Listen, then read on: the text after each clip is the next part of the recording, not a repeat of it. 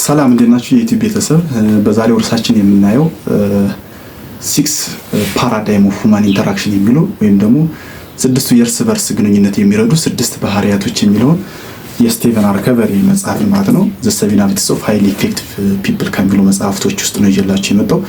እነዚህ ምንድን ናቸው? እነዚህ ስድስቱ ባህሪያቶች ለሰው ጤናማ ግንኙነት፣ ለሰው ትክክለኛ ግንኙነት ወይም ወደ ተሻለ ደረጃ የሚያደርሱ እነዚህ አስተሳሰቦች ምንድናቸው ወይም ባህሪያቶች ወይም ፓራዳይምሶች ምንድናቸው የሚለውን ይዤላችሁ መጥቻለሁ። እንግዲህ በመጀመሪያ ወደ እነሱ ከመግባታችን በፊት እነዚህ ስድስቱ ምን ናቸው የሚለው እኔ የመጀመሪያው ዊን ዊን ነው። ዊን ዊን ማለት ሁለቱም ፓርቲ አሸናፊ የሚሆንበት ወይም ሁለቱም ቦዲ አሸናፊ የሚሆንበት ማለት ነው። እኔም አሸናፊ እሱም አሸናፊ፣ እኔም አሸናፊ እሷም አሸናፊ የሚሆንበት ሁለታችንም አሸናፊ ነን የሚል ሜንታሊቲ ስትሮንግ ሜንታሊቲ የሆነ እሱም ጋር አሸንፍ ያለው እኔም ጋር አሸንፍ ያለው የሚል ዊን ዊን የሆነ አፕሮች ነው ማለት ነው። የሁለተኛው አፕሮች ዊን ሉዝ አፕሮች ነው። ዊን ሉዝ አፕሮች ማለት እኔ አሸንፍ ያለው እሱ ሉዝ ያርግ ነው። ሁሌም እኔ አሸናፊ ነኝ፣ ሁሌም እኔ ጠንካራ ነኝ፣ ሁሌም እኔ ጎበዝ ነኝ፣ እሱ ሰነፍ ነው፣ እሱ ሊያሸንፈኝ አይችልም የሚል ነው። ስለዚህ ሁሌም እኔ አሸናፊ ነኝ ብቻ የሚል አስተሳሰብ ያለው ነው። ሶስተኛ ሉዝ ዊን ነው። ሉዝ ዊን ማለት ነው ሁሌ እኔ ደካማ ነኝ፣ ሁሌ እኔ ማሸነፍ አልችልም፣ ሁሌ ሰዎች ይበልጡኛል፣ ሁሌ እነሱ ጠንካራ ናቸው የሚል አስተሳሰብ ያለው ማለት ነው። ይሄ አስተሳሰብ በሶስተኛ ደረጃ የምናገኘው ሉዝ ዊን አስተሳሰብ ነው። በሶስተኛ ደረጃ ሉዝ ሉዝ ነው። የሁለቱም ሜንታሊቲ ዊክ የሆነ ሁለቱም የተሸናፊነት ሜንታሊቲ ያላቸው አይሳካልንም አይሆንም የሚል ሜንታሊቲ ያላቸው ነው። ሶስተኛው ዊን ብቻውን ነው። ምንም ነገር ሳይኖር ዊን ራሴ አሸንፋለሁ የሚለው በሱ አራተኛው ማለት ነው። አራተኛው ነው ሉዝ ሉዝ፣ አምስተኛ ዊን ይሆናል ማለት ነው። ስድስተኛ ዊን ዊን ዊዛውት ዲል ማለት ነው። ያለ ምንም ዲል ዊን ዊን ይሆናል ማለት ነው። በዛሬው የምናያቸው ሶስቱ ናቸው። ረጃጅምና ሰፊ ቶፒኮች ስለሆኑ ሶስቱን እናያለን። ዊን ዊን አፕሮችን፣ ዊን ሉዝ አፕሮች እና ሉዝ ዊን አፕሮችን፣ በሚቀጥለው ደግሞ ሉዝ ሉዝ ዊን እና ዊን ዊን ዊዛውት ዲል ሶስቱን አፕሮች እናያለን። እነዚህ ስድስቱ ናቸው ማለት ነው። ስድስቱ ባህሪያቶች ናቸው ለሁማን ኢንተራክሽን የሚያገለግሉ እነዚህ ፓራዳይሞች ማለት ነው።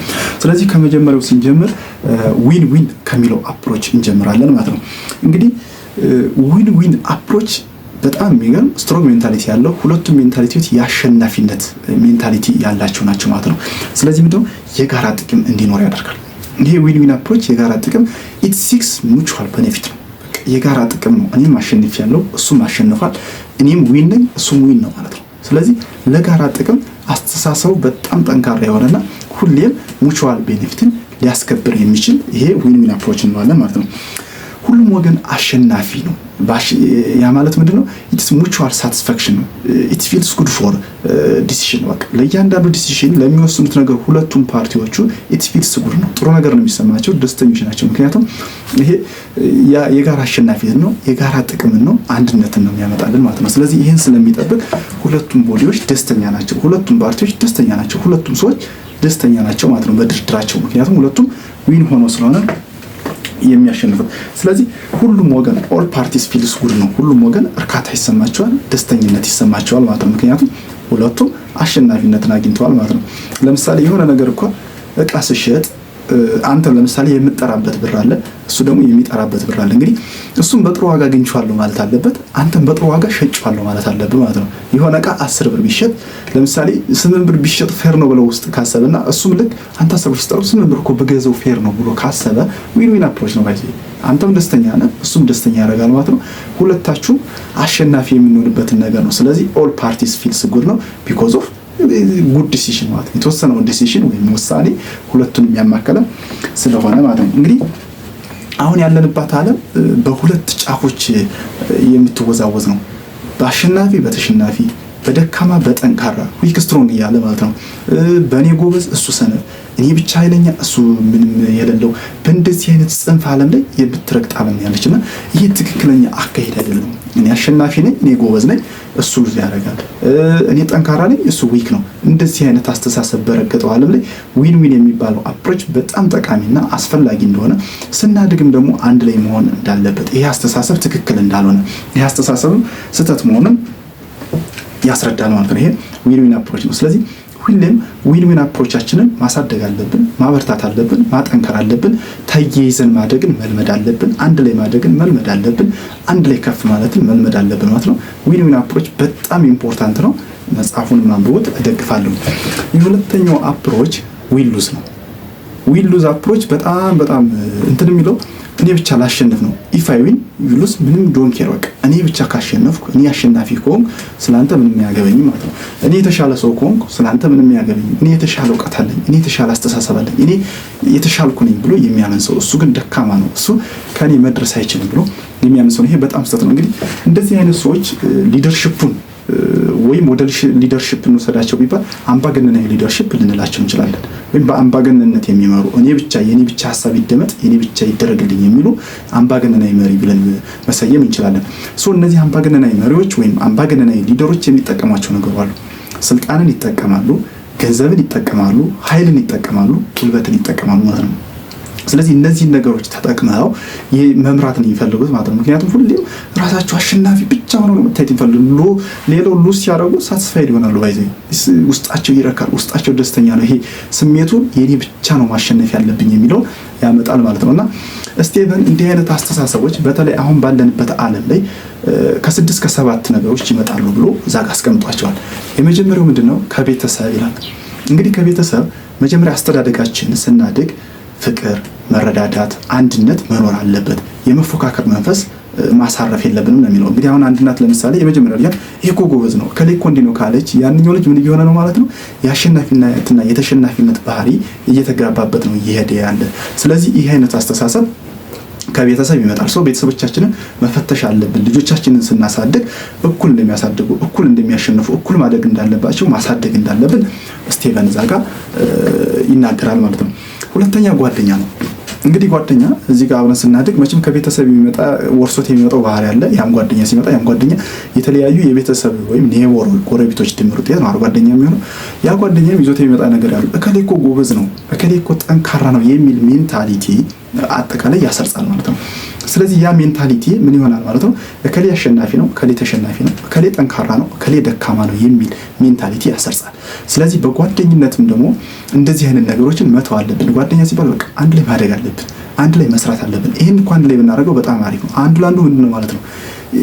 ተያያዥ ነው፣ ተቃራኒ አይደለም። በዚህ ፍጥረት ተቃራኒ ይመስላል እንጂ አሁን ወንድና ሴት ብሎ እንደተፈጠረውና ወንድና ሴት አንዱ ለአንዱ ማግኘት ናቸው። ወንድ ከሌለ ሴት የለም፣ ሴት ከሌለ ወንድ የለም። አንድ አይነት ባህሪ ነው ያለን፣ ተቃራኒ ይመስል። ስለዚህ አንድ ላይ ማደግ እንችላለን፣ አንድ ላይ ከፍ ማለት እንችላለን የሚል ማስረጽ አለበት። ስለዚህ ይሄ ዊን ሉዝ አስተሳሰብ ሁለተኛ ከጓደኛም ተጽዕኖ እንዳለ ነው። እንግዲህ በሶስተኛ ደረጃ ከትምህርት ቤት ተጽዕኖ አለ ይላል ስቴቨን። ከትምህርት ቤት ማለት እንግዲህ ትምህርት ቤት እንደምታዩት ነው። ከላይ አንደኛ ወጣች፣ ከላይ ሁለተኛ ወጣች። ይሄ የምንሰጠው የውጤት ከርቭ ኤ ወይም ሲ እያለ የምንሰጠው የውጤት ከርቭ ጤናማ የውጤት ከርቭ አይደለም። አከሌን ያመጣ አከሌ ሲነህ ስትለው እከሌ ጎበዝ ነህ እከሌ ሰነፍ ነህ እያልከው ነው። ይሄ ሰነፍ ነህ ያልከውን ሰው ደግሞ እዛ ጋር ሊሚት አደረከው። እንግዲህ ባለፈው ስለ ሰብኮንሺየስ ማይንድ እያወራኋችሁ ነበር። ሰብኮንሺየስ ማይንድ የሚመዘግበው የሚወራው ነው። ያን ይመዘግብና ነጭ ወረቀት ነው፣ እሱ ነው ዲስፕሌይ አድርጎ ፕሮሰስ ያደረገውን ዲስፕሌይ የሚያደርገው ብያቸዋለሁ። ይሄን ልጅ ደካማ ነህ እቺ ልጅ ደካማ ነህ እያል ካሳደግናትና አንተ ተሸናፊ ነህ አንተ ዊክ ነህ ብለህ ካሳደግ ነው ያ ነገር ይጋባበታል። ያ ነገር ከተጋባበት ደግሞ ነገለተነ ወዲያ ደግሞ ዊክ መሆኑን ደካማ መሆኑንና ምንም ነገር ማድረግ እንደማይችል እያጋባንበት ነው። ስለዚህ የትምህርት እንትናችን ራሱ ከርቡ ትክክል እንዳልሆነና ከትምህርት ቤትም እንደሚመጣ ያስረዳናል ማለት ነው። እንግዲህ ሌላኛው ደግሞ አትሌቲክሱም እንደዛው ነው ብሎ ነው የሚያምነው። የአትሌቲክሱ ዓለም ከሌ አሸናፊ ከሌ ተሸናፊ ጎል የሚያስቆጥረው ጎል። ስለዚህ በአሸናፊና በተሸናፊ መሀል ነው፣ በጠንካራና በደካማ መሀል ነው፣ በጎበዝና በሰነፍ መሀል ስለሚያወዳደር ከነዚህ የሚቀዱ ነው። እነዚህን ነገሮችን ጤናማ ማድረግ አለብን። መኖር የለባቸው ማለት አይደለም ይላል። መኖር አለባቸው፣ ግን መኖር አለባቸው ሲባል በጤናማ መልክ መሆን አለበት። በትክክለኛ አስተሳሰብ ማደግ ባለበትና በትክክለኛ ዊን ዊን በሆነ አፕሮች መዳኘት አለባቸው። አንድ ላይ በማደግ መዳኘት አለባቸው። ከርባቸው ትክክል አይደለም፣ ስህተት ነው ብሎ ስቴቨን ያምናል። ዲስፋንክሽናል ናቸው ይላል። ትክክል አይደሉም። በቃ እንዲህ አይነት አሰራሮች እንዲህ አይነት እንትኖች ዲስፋንክሽናል ናቸው። ሰዎችን ፌርሊ ማየት አለብን። ሁላችንም አሸናፊ የምንሆንበት ነገርን መመልከት አለብን ብሎ ያምናል። እንግዲህ በሶስተኛ ደረጃ የምናየው ደግሞ ሉዝ ዊን አፕሮች ነው። ሉዝ ዊን አፕሮችን ይህም እንደዚሁ ጤናማ አይደለም። ሉዝ ዊን አፕሮች ማለት በቃ እኔ ደካማ ነኝ፣ እኔ ላደርገው አልችልም፣ እኔ ለዛ ነገር ብቁ አይደለሁም ብሎ የሚያምን ማለት ነው። ይህም ትክክል አይደለም። ምክንያቱም የሰዎችን መጠንከር፣ የሰዎችን ወደ ጥንካሬ መገስገስ የኛ ደካማነት ያስፈራናል፣ ሰዎችን ወደዛ እንትን ያመጣብናል ማለት ነው። ስለዚህ ትክክል አይደለም። እንደ ሊደርሺፕ ስናስባቸው ሁሉም ይሁን የሚሉ ሰውየው መጥፎ ነገር ቢያደርግ ይሁን በቃ እኔ ተሸናፊ ነኝ እሱ ያድርግ፣ ሰውየው መልካም ይሁን በቃ እኔ ተሸናፊ ነኝ እሱ ያድርግ። ይሄ ሜንታል ኢንቴሊጀንስ የሆነ ሊደርሺፕ ነው የሚሆነው። ምንም በቃ ጤናማ አይደለም። ስለዚህ ጤናማ ያልሆነ አስተሳሰብ ነው ይሄ ሉዝ ዊን አፕሮች ማለት ነው። ስለዚህ ሁሉንም ነገር መፍቀር ነው ወይም ኢንቴሊጀንስ ማድረግ ነው ይላል። በጣም ደካማ ናቸው። እንግዲህ ምንድነው የራሳቸው የሆነ እንትን የላቸው ማለት ነው። የራሳቸው የሆነ ጥንካሬ፣ የራሳቸው የሆነ አስተሳሰብ፣ እኔ ማደግ እችላለሁ፣ እኔ ጎበዝ ነኝ አንድ ላይ የሚል ሜንታሊቲ አለ። ደካማ ናቸው። እኔ የበታች ነኝ፣ እኔ ምንም ማድረግ አልችልም የሚሉ አስተሳሰብ ናቸው። ይሄን አስተሳሰብ ደግሞ አድጎ ወደ ቂመኝነት ያድጋል፣ ወደ ክፋት ያድጋል። እንግዲህ ወደ ክፋት ያደገ ሰው፣ ቂመኛ የሆነ ሰው በውስጡ ብዙ ነገሮችን ይዞ የሆነ ጊዜ የሚያስበው ሜንታሊቲ ምን ሆኖ አሸናፊ ሆኖ መገኘት ነው። ስለዚህ ይሄ ሉዝ ዊን የሆነ ሜንታሊቲ ወደ ዊን ሉዝ ያደርሰናል። ያ ማለት የሆነ ጊዜ ተሸናፊ የሆነ ሰው ሲበቃው፣ ሲሰለቸው፣ ደካማነት ሲበቃው በቃ አሸናፊ መሆን አለብኝ፣ ሌሎችን መገልበጥ አለብኝ ብሎ ነው የሚያስበው ማለት ነው። ስለዚህ ይህም ጤናማ የሆነ አካሄድ አይደለም። ስለዚህ ሉዝ ዊንም ደካማ የሆነ አካሄድ ነው። ስለዚህ እኛ ከሶስቱ የት ላይ ነው የሚለውን መተቸት አለብን። ስለዚህ ሁላችንም በእነዚህ ፓራዳይሞች እንዴት መጠቀም እንዳለብን ዛሬ ዓለም ላይ ያለውን ነገር በተለይ ቁልጭ አድርጎ ነው የሚያሳይ። ምንም የደበቃት ነገር የለም። ቁልጭ አድርጎ እየሄድንበት ያለነው ነገር ስህተት እንደሆነና የትኛውን መከተል እንዳለብን በደንብ የሚነግረን በደንብ የሚመራን ነው። አንዳንዴ መሆን ያለባቸው ነው መሆን ያለብን። ልክ ይሄ እኛ የምንፈልገው ምንድነው ውስጣችን የሚፈልገውን ነገር ብቻ እንዲነገረን መሆን የለበትም። ውስጣችን በቃ የሚፈልገው ይሄ ነው ካለ ያን ብቻ መከተል የለብንም። ከውስጥ መቁረጥ ያለብን ሪስክ መውሰድ ያለብን አካላቶች አሉ ማለት ነው። እነዛን ነገሮች ቆርጠን ካልቻልን በመርህ መኖር ካልቻልን እኛ የምንፈልገውን ብቻ እኛ የምናስበውን ብቻ ሲሆን ወደ አጉል ነገር ይመራናል ማለት ነው። ወደ ተሳሳተ ነገር ይመራናል። ስለዚህ እኔ ብቻ ልደግ ወይም ደግሞ እኔ ማለት ሉዝ ዊንም ሁለቱም ባህሪያቶች ትክክል እንዳልሆነ ዊን ዊን አፕሮች የህይወት ፍልስፍና መሆን አለበት ነው። በቃ የፊሎሶፊ ኦፍ ላይፍ ነው መሆን ያለበት። በዚህ ዊን ዊን አፕሮች የህይወታችን ፍልስፍና የህይወታችን አንዱ አካል የመኖራችን ዓላማ ሊኖረን ይገባል ማለት ነው። ስለዚህ እንግዲህ በስራ ዓለም ላይ የምንኖር እንነግድ፣ የመንግስት ሰራተኛ የምንሆን፣ የግል ቢዝነስን እንስራ፣ ይህ አስተሳሰብ በጣም ወሳኝ ነው። ምክንያቱም ተወልደን እስክንሞት ድረስ የራሳችን ዓላማ አለን። የዓላማችን ደግሞ እኔ ብቻ በልቼ ልሙት አይነት አስተሳሰብ ሊሆን አይገባም።